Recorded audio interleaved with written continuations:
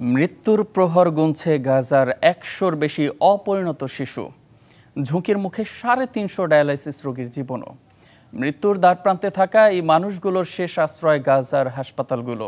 কিন্তু গত ৪ মাসে উপত্যকাটিতে কোনো জ্বালানি ঢোকেনি। বিদ্যুৎ সংকটে জীবন রক্ষাকারী সরঞ্জাম বন্ধ হয়ে তাদের মৃত্যু হতে পারে যে কোনো সময়। ইসরায়েলের অবরোধে গাজার প্রধান দুই হাসপাতাল আল শিফা ও নাসের মেডিকেল কমপ্লেক্সে ১০০-র বেশি অপরিণত শিশু মৃত্যুর কোলে ঢলে পড়তে পারে এমন আশঙ্কা করছেন গাজার চিকিৎসকরা।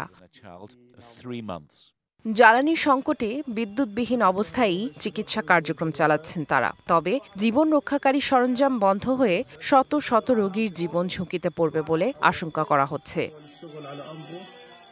এদিকে যুক্তরাষ্ট্র সফরে ফক্স নিউজকে দেয়া এক সাক্ষাৎকারে ইসরায়েলি প্রধানমন্ত্রী বেনিয়ামিন নেতানিয়াহু দাবি করেছেন, হামাসের সঙ্গে গাজায় যুদ্ধবিরতি চুক্তির খুব কাছাকাছি পৌঁছেছে ইসরায়েল। ট্রাম্পও দাবি করেন চলতি বা আগামী সপ্তাহেই হতে পারে গাজায় যুদ্ধবিরতি চুক্তি।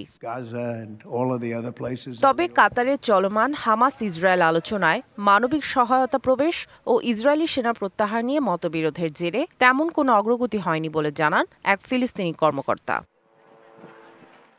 যুদ্ধবিরতি আলোচনা সফল না হওয়ার জন্য ইসরায়েলের একগুঁয়েমিকে দায়ী করেছে হামাস, আর তা বাস্তবায়নে ১০ ইসরায়েলি জিম্মিকে মুক্তি দিতে রাজি হয়েছে ফিলিস্তিনের স্বাধীনতাকামী সশস্ত্র গোষ্ঠীটি। সামিয়া জান্নাহ, ডিবিসি নিউজ ডেস্ক।